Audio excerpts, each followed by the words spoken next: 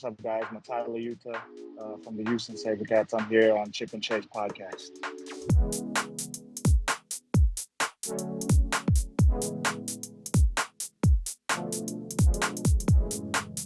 A warning to all headphone users, the microphone that we used in this video was a bit faulty, so when myself and Freddie are speaking, it gets very loud. Sorry in advance, please enjoy the video. How's preseason going? We still finished off our 15th season like a month ago, so just getting back into the swing of things with sevens, PR7s. I'm sure you guys are familiar with PR7s here in America. Yeah. Just finished off our second weekend of games, which has been a lot of fun. Not so much on the lungs. From 15s to 7s is not much fun, but it's been a good time. It's been a good time. Got one more weekend to go. Play for the Loggerheads, is it? Yeah, man. Yeah. Young, powered by Rhinos Academy, an academy out of San Clemente in Southern California. So we got a bunch of young talent who are just trying to make a name for themselves in the game. So it's been a lot of fun. That's good then. Fair enough. Now, how was it playing for the Sabercats this year then? Oh man, it's been a great time. I mean, playing sevens, for 7 years, just looking for something, fun and different, to embark on, during my rugby career, and it's been a great experience learning from, some great teammates, and an even better coaching staff. So I've been enjoying it. Yeah, we've seen a couple of games, but it looks like you've actually suited into the role of playing in the centre as well. So it looks like you've been suited the system as well. Yeah, man. Not something I expected to take on so early into the season. I knew they were looking at me playing center a little bit, but I thought I'd be sort of gradually pushed into center. But yeah, no, right off the back, the center that we signed got injured, so they're like, "Yo, we need you here." So I said, "I'm ready whenever." had to take it on. So, but no, it's been fun. A new experience, new learning curve. But no, it's been a lot of fun. So how would you feel the Sabercats did in the last season? Could they have done better, or did they do pretty well? This past season, Yeah. the one that just ended. Yeah, no, I thought we did what we were supposed to. I mean, we obviously made it to the conference finals.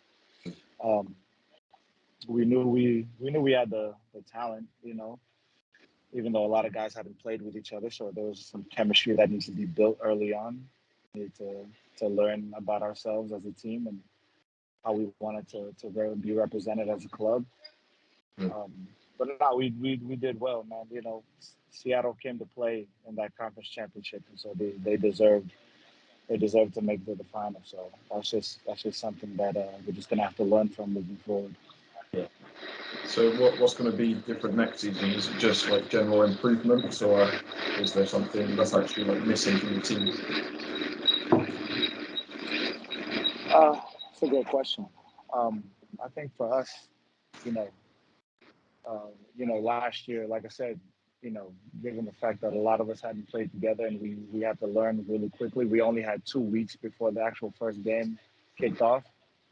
So now that we've had a full season with each other, we kind of understand each and every one's capabilities, what they bring to the table. So, I mean, I honestly don't think there's not much to change.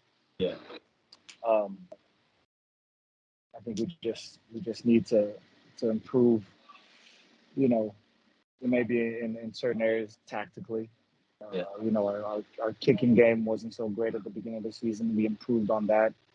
We could still be a little bit better. And then just the overall buy-in, the team, being fully committed. Yeah. All the way through, because obviously next year is not going to be as easy.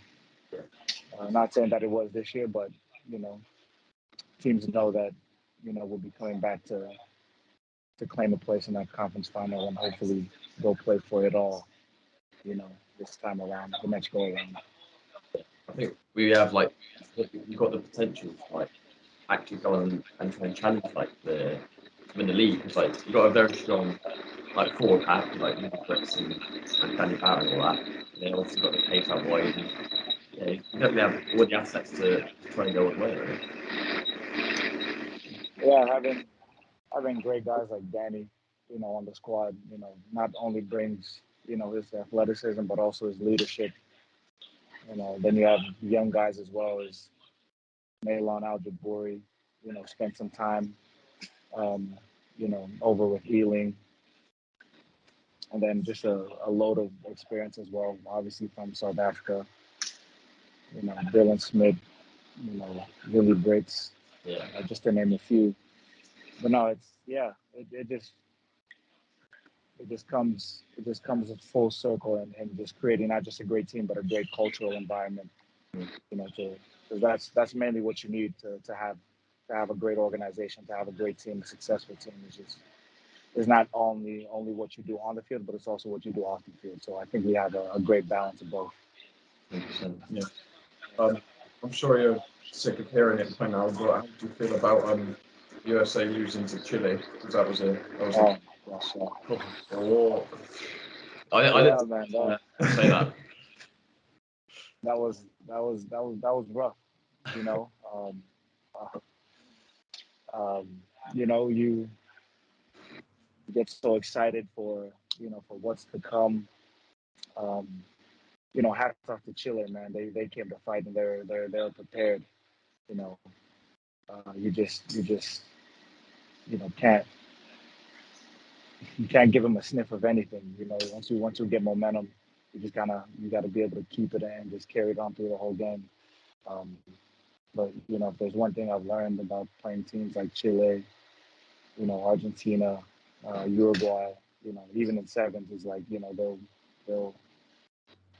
they'll go to the last second. You know what I mean? They'll give it everything they got. You know what I mean? And just watching that game, they're fully committed. They wanted it so bad. You could just tell. You could just feel it. So it's gut wrenching for us, but there's still one more opportunity. That's the great thing about this game, is that there's one more opportunity to go. Um, so yeah, we just got to regroup and go take care of the job. Hopefully. Yeah. So you can still qualify for the World Cup.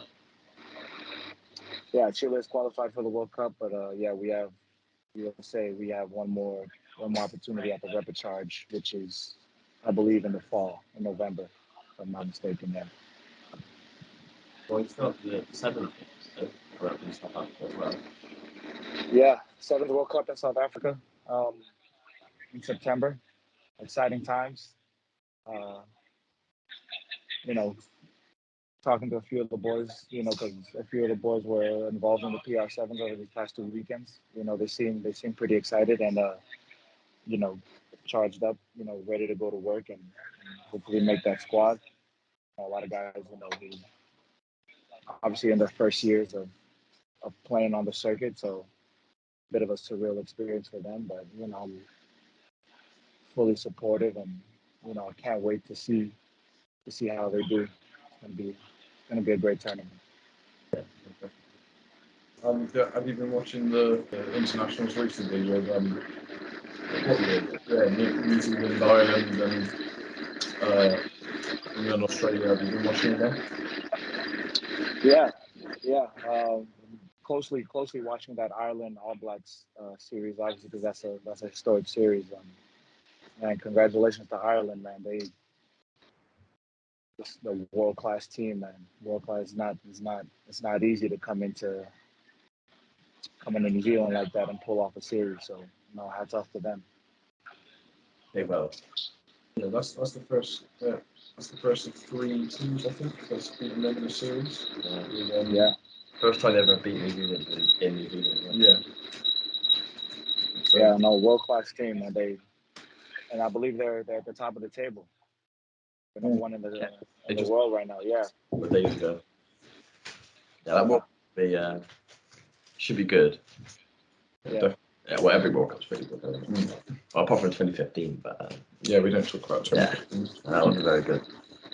England as well. They pulled off the series in Australia, didn't they? Yeah, just about. Only just. Yeah. But, And all these Northern Hemisphere teams, man, taking over, man. What's great? Usually you have teams, New Zealand, South Africa. Um, I mean, but England is, they're no slouch. So, but I'm excited. I'm excited at how England is currently playing their rugby as well. A young guy, young talented guy like Marcus Smith, which brings another level of skill to the game. So it's really exciting to watch. Are you hoping to be in the US squad when the World Cup's in Australia? For 15s. Yeah. Yeah, I mean that's the goal. That's the goal. I mean that's the whole reason I left the 7th program and came to 15s. Was to give it my best shot. And showing the coaches that I had what it takes to make the World Cup. Um, you know, pretty gutted that I didn't make this summer series, but that's just how the game goes. Um, Again, like I mentioned before, there's another opportunity this November, and so getting back into sevens and you know continue to play rugby in the off season to kind of keep me fresh and fit at the same time.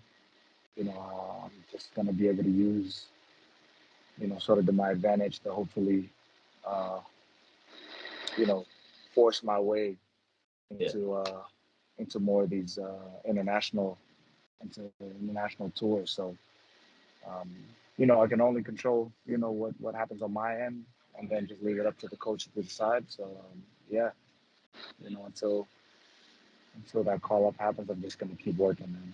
do you reckon you'll play abroad in the 15 game? Obviously, like Waka's gone over to Japan and loads of other players gone over. Yeah, I mean, I've contemplated it. Thought about it.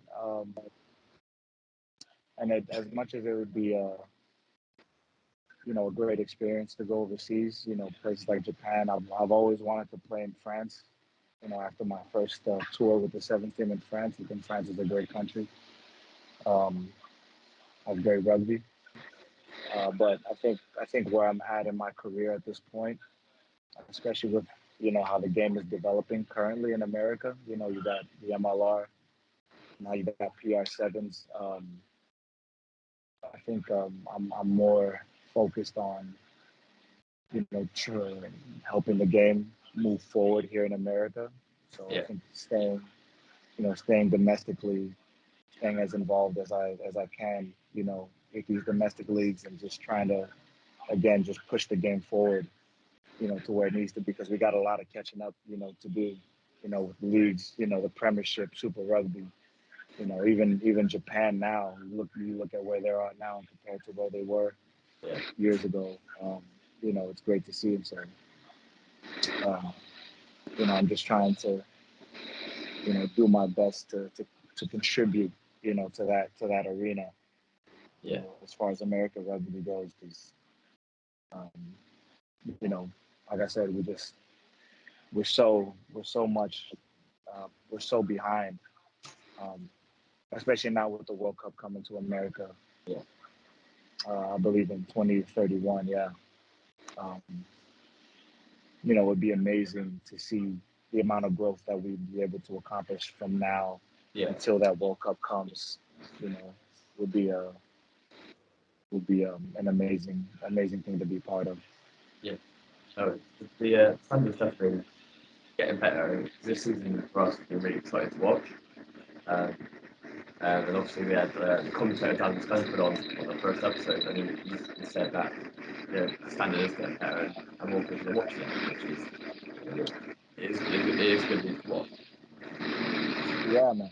Slowly but surely. Slowly but surely. So at the end of every episode, we ask for like your all-time dream team, all-time 15 or 7 Ooh, or anything. an all-time dream team. That's a good one. I can give you an all-time sevens team. Yeah, No, that'll do. I can maybe give you an all-time 15s backline. I would love to see. Yeah. I'll give you both. I'll give you guys both. Yeah. An all-time sevens team. It's funny. I was just thinking about this the other day when I was with the PR. An all-time sevens team would be in the forwards. Probably have Semi Kunatani from Fiji. Yeah. Pio Tuwai from Fiji. Daniel Barrett on the forward pack. At 9, scrum half, Jerry Tuwai. Go off a minute. Falau Niua. Yeah. Opinion, one of the best to ever do it. Center. Man, I'm being completely biased, being an American. Center, man. I would have to go with Marco Nufe or Martin Sheffo. Yeah. And then on the wing, I mean, the guy just continues to amaze me, even at his age and still doing it. Is Perry, man, Perry Baker.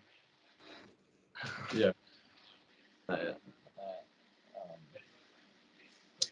So yeah, that would probably be my all-time sevens. That's a pretty good. All-time sevens team. Very fast. Yeah, I mean, those are guys that I've just obviously played against and played with who are just like unreal and their capabilities as sevens players.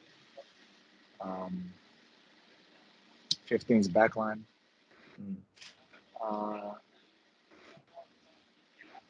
Scrum half. I'll start off with the scrum half. I don't know if he's the best. Is it scrum half a backline player? Yeah, sort of. At 9, I mean, I really love Faf, man. Faf the Clerk. I would have Faf at 9. DC at 10. Matai at 12.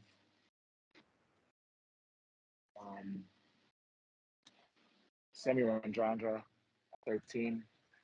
Oh, nice. On the Bears. Semi Randrandra at 13. Man, the guy's a beast. This absolute monster. Another figure, Penny Valval at 11. 14. Ooh, that's tough. At 14. Ben Smith at 14. Ben Smith's one of my favorite players of all time. Ben Smith at 14. Fullback.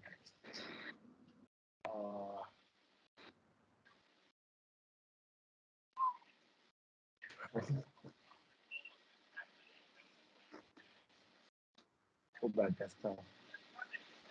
I've always loved Willie LaRue from South Africa. Yeah, that's good player. I've always loved Willie, so I got Willie at 15. Nice. That would be my ultimate backline right there. At least we can compare it to Dallen's now instead of just some random team. But that was good. Yeah, a lot of good players, big names. I love the fact they put the Semi in there. Yeah. We were both Bristol fans, so. Yeah. That was a good guy. That was a great guy. I watched him live and just like, unreal. Yeah, just freak. He was a freak. I almost had an opportunity to play against him in London when he was with Fiji, but I wish that I heard had a high ankle sprain, but didn't get the opportunity. But maybe there's still a chance. I don't know. We'll see. Yeah. Yeah. When you sign for us, like, what's going on? Why are you signing for us? Like, Yeah. Out of the team. Out of the team. A little Bristol fan. Nah, he's been class. What's your favourite jersey of all time? My favorite jersey of all time. Ooh. Oh, that's interesting. Like just any team's jersey, or Yeah, it could be international or clubs or anything. ooh, that's very good. Favorite jersey. Um, trying to think of all the seventh jerseys. Yeah, the seventh one's really good. Seventh or something, like the Kenya one. Seven, yeah, seven. We get so many jerseys. Uh, shoot, man, I would have to say, back in 2018, with the while I was still playing sevens for USA, we had Adidas as a short term sponsor for our team. But they gave us these royal blue. I won't say royal blue, but yeah, they gave us these blue jerseys with the red stripes on the shoulder that were just class, man. Icy jerseys, man. Probably in my opinion, still in my opinion, the best jerseys the USA have probably ever had. Yeah. And